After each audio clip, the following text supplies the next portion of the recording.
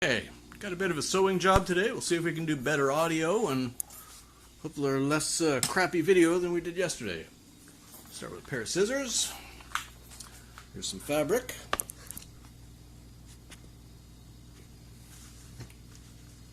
Just need to find a corner.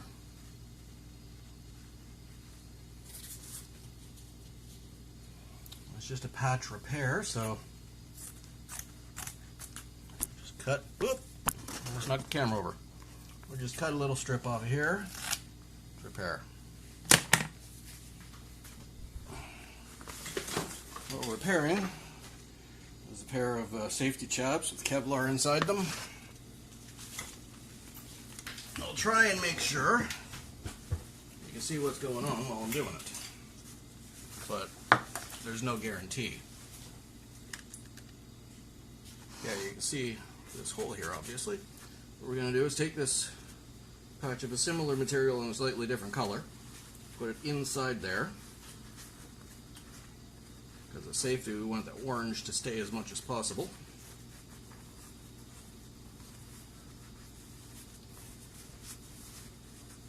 And we want to flatten it out inside, because we're going to be stitching it through the whole thing. There we are. That's all laid out flat. See that? It's nice and pretty looking. Well, you can kind of see it, I hope. There. And we have to thread the machine because I'm still using shitty thread. You know what? Thread broke. I'm going to change the thread. So, okay. Problem with changing the thread is I got to change the bobbin, which means I got to fill a new bobbin with the new thread. That stuff. Let's see if you can watch this process. Probably going to be pretty boring. Hey, you should be able to see it.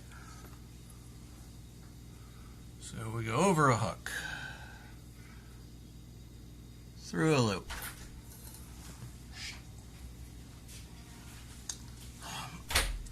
so this is, you can see it there, sort of. Yeah, that's the bobbin.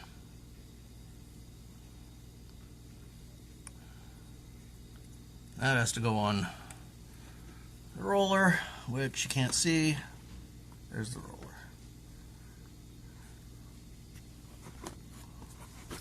Put this back a bit. There, you can see the whole thing now. That goes on the roller, that gets tightened up, that gets put in place, and we turn on the machine.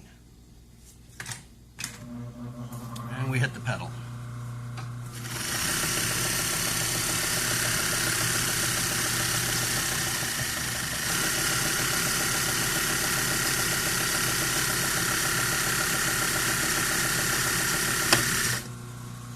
When it's done, it pops itself off.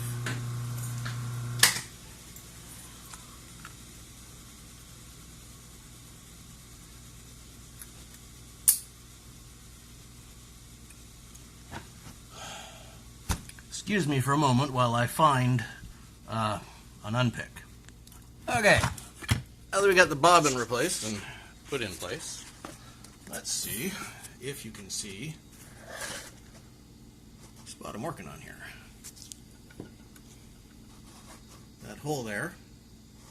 I'll see if you can see the whole machine at this point, so you can see how the threading works. So now that I got a bobbin in, I got to thread the machine. So let's get this done. All this work just to patch a hole, huh? Yeah.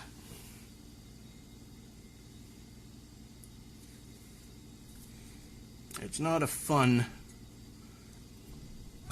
aspect of anything, but it's got to be done.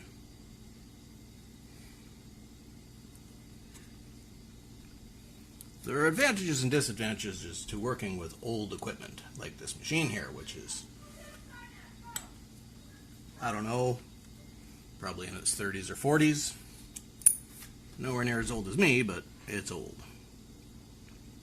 I'd say it was from the 1980s, so it's probably in its 40s by now. Late 30s, early 40s. I'll say it's from the 1980s because it had early electronic systems on it, which were in here and in here. And when they stopped working, I ripped them off, just cut them off the machine. The rest of the machine works fine. They were superfluous, would be, I think, the best descriptive word.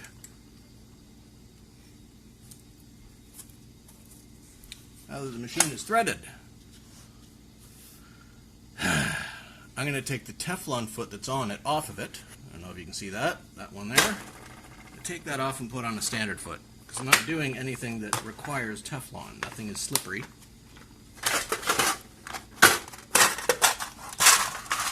So this, and this, the other one.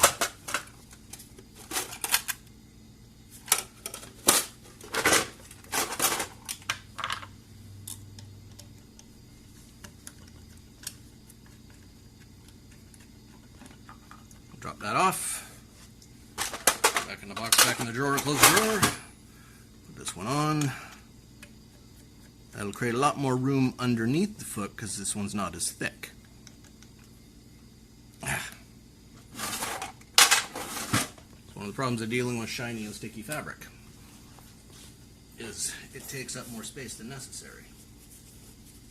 Okay, let's get this chap. I'm only fixing one side. Let's get this chap under the machine, see if we can get it working. Start her up.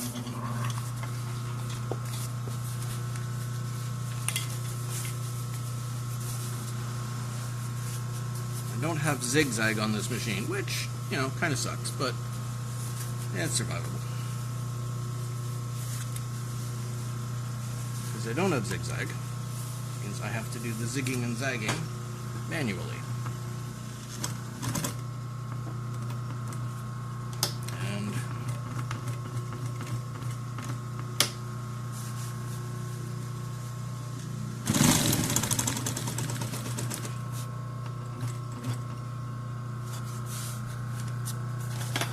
Piece flattened in.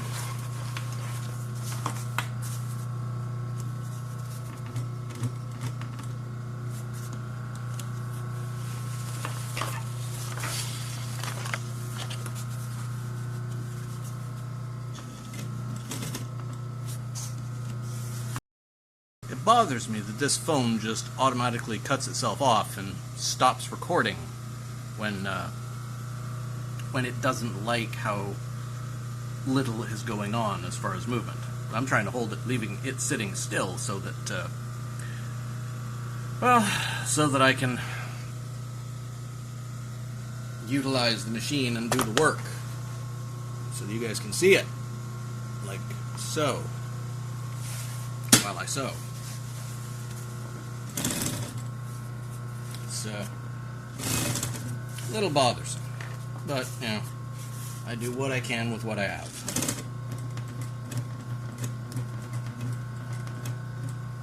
Now comes the artificial zigzag back and forth fix the damn thing. Let's get that out of the way in the back.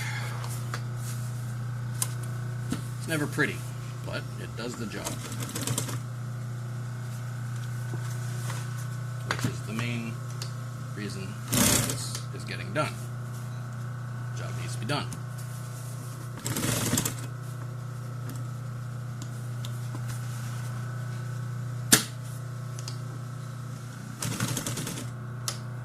Oh, no, you don't. You're not going to do that to me. You're going to sit down flat. You're not going to flip up.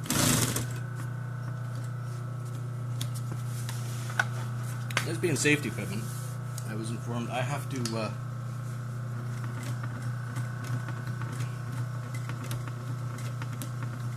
see how that flips up there? I have to go in with something, put it back under the foot so that it sits flat. Then into the other few stitches.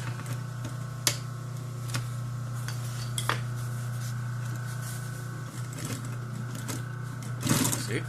Like that. Doing repairs like this reminds me of why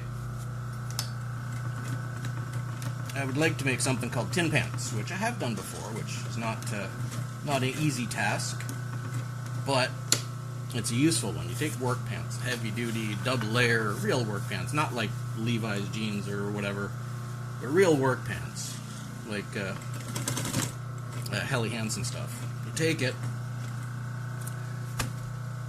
and you wax it.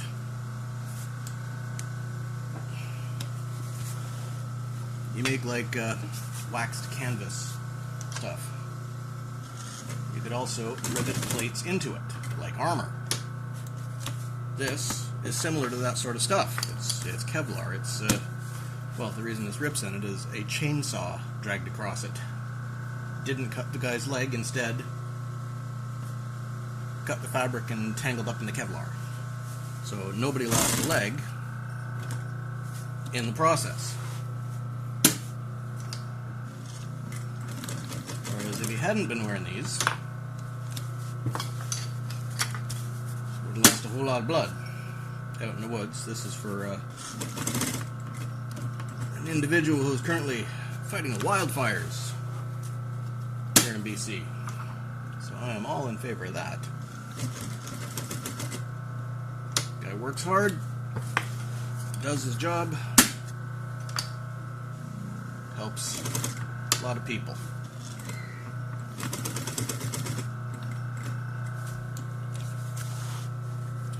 But if he had waxed these, made tin pants out of them, when it was hit, when the blade snagged in it, the fabric edges wouldn't have shredded.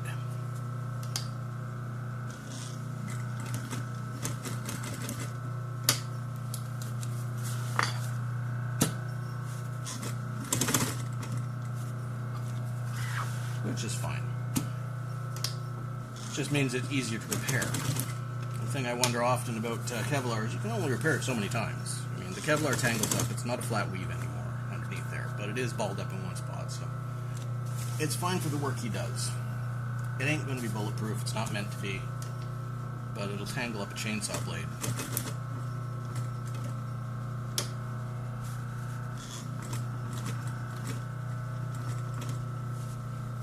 We're going to overstitch that a few more times just to make it, oh, almost lost the view there, just to make it, well, uglier but more solid. And you're going to be shifting with it, it looks like. I'll move that around out of the way so you don't shift with it. You can still see what I'm doing.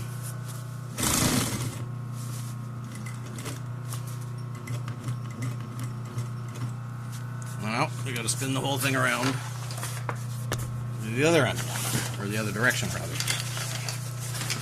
And there's a next step to this as well. While we're doing this repair, there's a second stage to this repair, and that is chemical. Well, it's still physical, but it's also a chemical repair. Is we're going to silicone it shut, reinforce the edges a little. Look at that. Even cuts itself.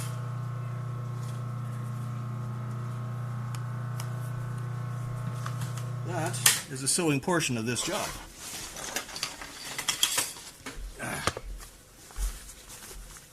Let's see how well this shows up.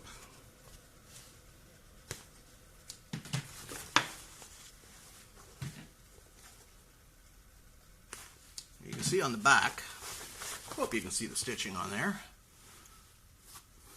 Yeah, it's all clean and nice and pretty. On the front, how visible is that? Yeah, you can kind of see it with the light there. Yeah, there you go. So that's the repair. There's a second layer of canvas underneath there, which is all stitched in place and flattened. The Kevlar underneath has been flattened out to the best of my ability, and it's stitched through all layers and the liner and everything. And then I'm going to take some silicone and flatten it in there and soak it in, so that'll waterproof it and seal it up better. Well, it'll hold the edges down so they don't fray is what it'll do. So, hopefully, that's been entertaining, if not informative. And, well, I guess I'll see you next time. Happy cats. I think they tired themselves out.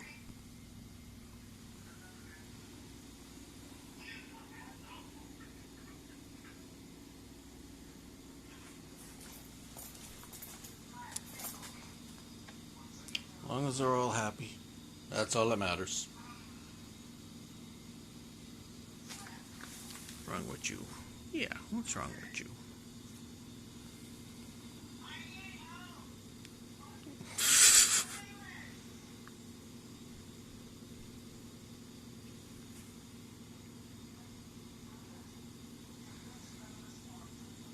I don't know how, but I ended up, or they all ended up in here most of the time. Maybe because that's where their food is.